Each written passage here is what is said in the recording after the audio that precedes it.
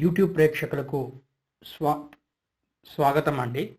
ప్రకృతి సంస్కృతి సంస్కృతం అనే ఛానల్కు స్వాగతం. ఈ ఛానల్ భారతీయ వైదిక భావజాలానికి మరియు ఆధునిక విజ్ఞాన శాస్త్ర భావజాలానికి వారధిలా నిలుస్తుంది. నేను చేసే ఈ వీడియోలు మీకు నచ్చినట్లయితే లైక్ చేయండి, షేర్ చేయండి మరియు జ్ఞానాన్ని విస్తరింపచేయండి.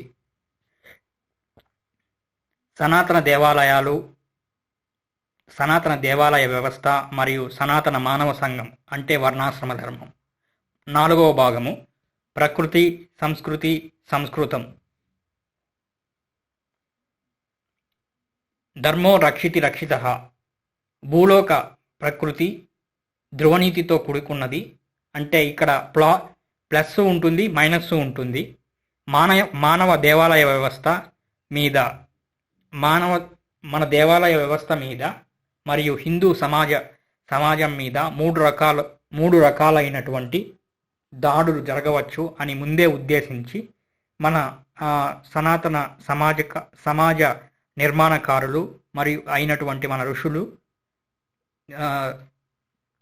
మనకు ఈ మూడు రకాలైనటువంటి ఎదుర్కొనే యుక్తులు మనకి ఇచ్చారు. వాటిలో భావజాల దాడి. నాస్తికులు దేవుడు లేడు, కర్మ లేదు, జన్మలు లేవు, మనుషులలో అంతరాలు సృష్టించడానికే ఈ కులాలు పెట్టారు అనేటువంటి అడ్డగోలు వాదనలు చేస్తూ ఉంటారు. అలాగే మనిషి కేవలం మాంసం ముద్దే అని ఇలా ప్రచారం చేస్తూ ఉంటారు. అలాంటి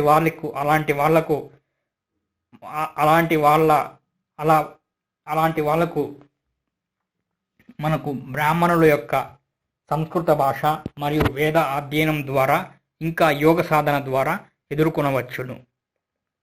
ధర్మో రక్షితి రక్షితః. ఇక దేవాలయ వ్యవస్థకు దుష్టశక్తులు వలన ఎటువంటి భౌతిక దాడులు గురి కానివ్వకుండా క్షేత్ర ధర్మం అనేది ఉంటుంది. ఆ క్షేత్ర ధర్మాన్ని వాళ్ళకి ఇచ్చారు. అలాగే దేవాలయ వ్యవస్థ లేదా దైవతత్వానికి ఎటువంటి ధనపరంగా దాడులు గురి కానివ్వకుండా, ధర్మానికి ధనహాని రానివ్వకుండా, లోటు రానికుండా, ధన సహాయానికి లోటు రానివ్వకుండా ఉండేందుకు వైశ్యులు ఉంటారు. అలాగే వివిధ కులవృత్తుల వాళ్ళు వారి కులవృత్తుల ద్వారా వైదిక సేవ మరియు దానికి తగ్గట్టు ఫలితము పొందుతూ హాయిగా జీవనాన్ని సాగించేవాళ్ళు ఒకప్పుడు.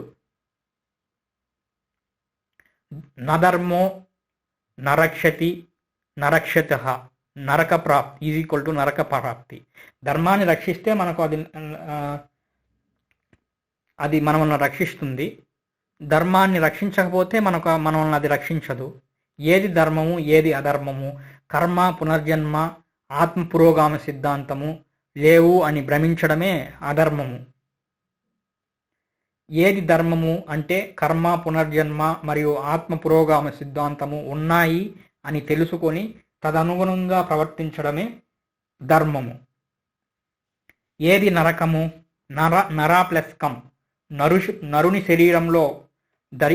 నరుని శరీరాన్ని ధరించి కూడా దేవాలయ వ్యవస్థ ఎందుకు, కర్మ సిద్ధాంతం ఉందా లేదా, పూర్వజన్మలు ఉన్నాయా లేవా, బొట్టు ఎందుకు పెట్టుకోవాలా, జడలు ఎందుకు వేసుకోవాలా, లేకపోతే అసలు ఇట్లాంటివన్నీ ఇటువంటి వాటిల్లోనే జీవితాన్ని వేదాలలో ఏముంది, కులవృత్తులు ఎందుకు లాంటి ప్రశ్నలు వేసుకుంటూ కన్ఫ్యూజన్లో అనేక జన్మలు గడపడమే నరకం, సత్యాన్ని తెలుసుకోకుండా. మరి స్వర్గం అంటే ఏది? తాను స్వయంగా ఆత్మే అని గుర్తించి తనకు అనేక జన్మలు ఉన్నాయని దానికి ఆత్మ పురోగతి సాధించాలి అని తాపత్రయపడుతూ తదనుగుణంగా ప్రవర్తించడమే స్వర్గం. తన స్వయంగా ఆత్మను తెలుసుకోవడమే స్వర్గం అన్నమాట. ఇంతకంటే స్వర్గం వేరేది లేదు. ఇలా చాతుర్వర్ణాల వాళ్ళు సహకరించుకుంటూ బాగుంటారు. సరే, కాలంలో ప్రతి మానవుడికి ఆధ్యాత్మిక తాపత్రయాలు ఉంటాయి కదా. దేవాలయాన్ని ఒక కేంద్రంగా చేసుకొని చతుర్వర్ణాల వాళ్ళు వారి వారి కుల వృత్తులతో హాయిగా త్రిగుణాలలో ఉంటారన్నమాట. కాకపోతే మరి త్రిగుణాలలో ఉన్నప్పుడు వారికి అనేక అనేకమైనటువంటి ఆధ్యాత్మిక ఆలోచనలు వస్తూ ఉంటాయి. దానికి కూడా దేవాలయ వ్యవస్థ ఆధ్యాత్మిక ప్రశ్నలు వస్తుంటాయి. అది నేటి యువతకు కూడా చాలా ఇలాంటి ప్రశ్నలు వస్తూనే ఉంటాయి. అది ఎప్పటికీ వస్తూనే ఉంటాయి. అటువంటి వాటి కోసమే సమాధానము తర్వాత స్లైడ్స్లో ఉంటుందన్నమాట. దేవాలయ వ్యవస్థ ఏమి సొల్యూషన్ ఇస్తుంది అటువంటి వాటి కోసము?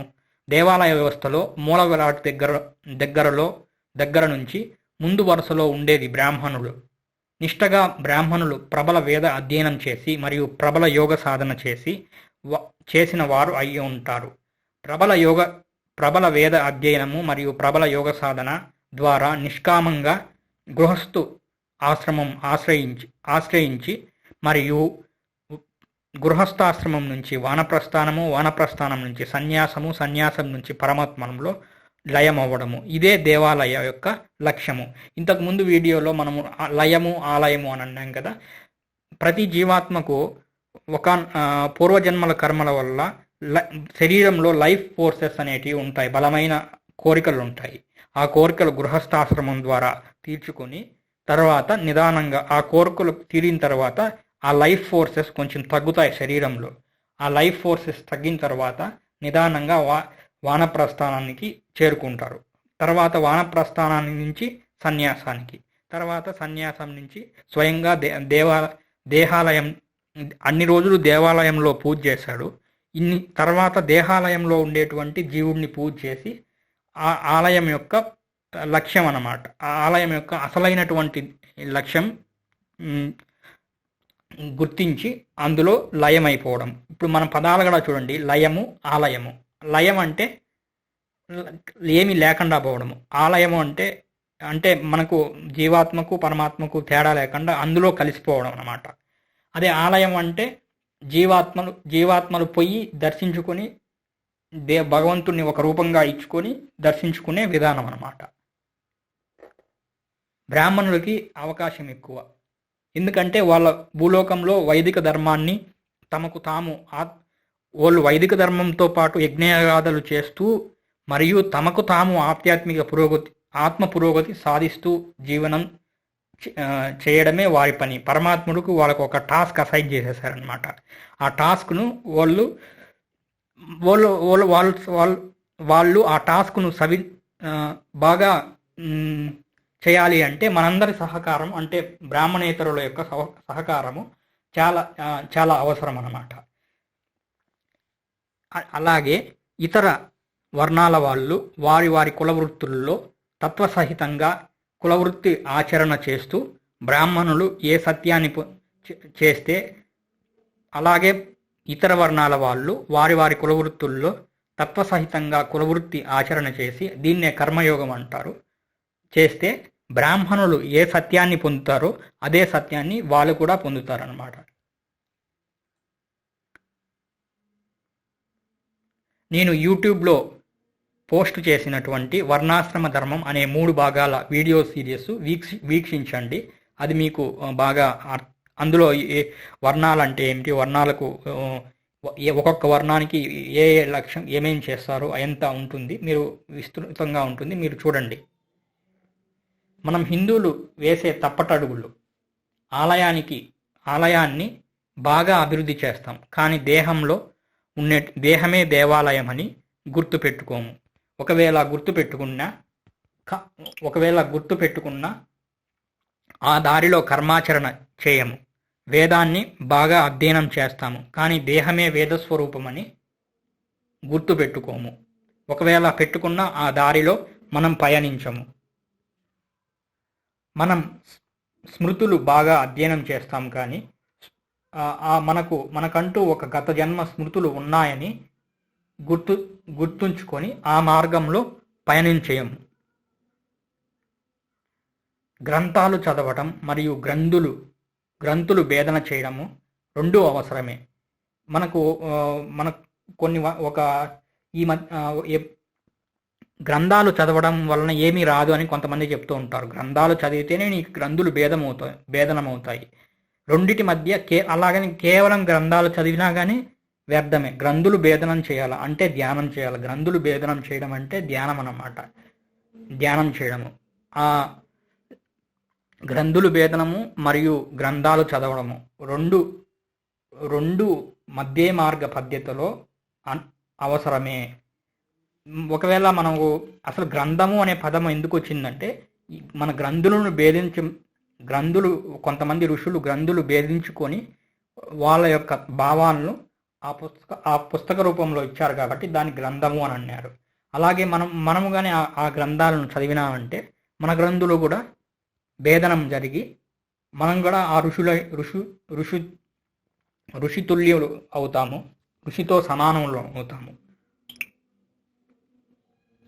ఆలయం యొక్క చివరి లక్ష్యము ఒకానొక దేవాలయ ఆవరణలో భక్తుల బృందం ఒక వేద పాఠశాల మరియు వారి కులవృత్తులు, కుటుంబ బాధ్యతలు నిర్వహిస్తూ దీన్నే కర్మయోగం అంటారు. ఆ వేద పాఠశాలలో అందరి చేత వేద అధ్యయనం చేయిస్తూ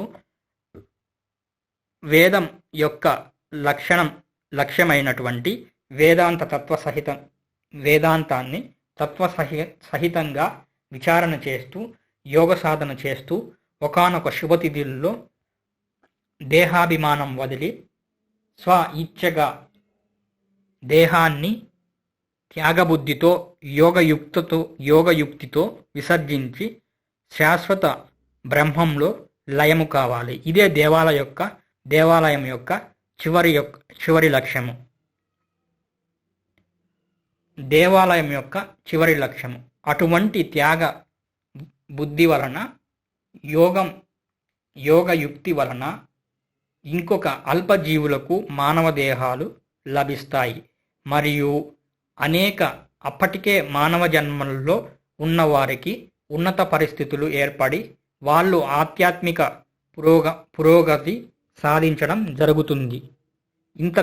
ఇంతకు మించి దేవాలయాలు వేరే ఇతర అవసరాలకు ఉపయోగిస్తే దేవాలయ వ్యవస్థకు అర్థం పర్థం లేకుండా పోతుంది. అవస్థలకు గురి కావడం తప్పదు. మనం చూస్తూనే ఉన్నాం కదా, చాలా రకరకాల ప్రశ్నలు వేస్తారు, వాటికి సమాధానం ఉండదు.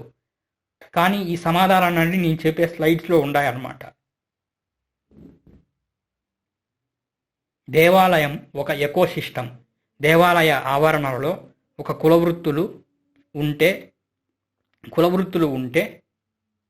తక్కువ వ్యయ ప్రయాసలతో నిర్వహణ చేయడం సులభము. లేకుంటే ప్రతిదానికి పైకం చెల్లించాల్సి ఉంది. ఆఖరికి ఇప్పుడు ఎలా తయారైందంటే కొన్ని దేవాలయాలకు ఎవరూ లేక మామిడి మండలు కట్టేదానికి కూడా డబ్బులు పెట్టి కొనాల్సి వస్తుంది. అందుకే ప్రకృతిని యజ్ఞయాగాదుల ద్వారా పుష్టిని ఇస్తాము. సంస్కృతి వర్ణాశ్రమ ధర్మము పుష్టిని ఇస్తుంది. సంస్కృతం శృతి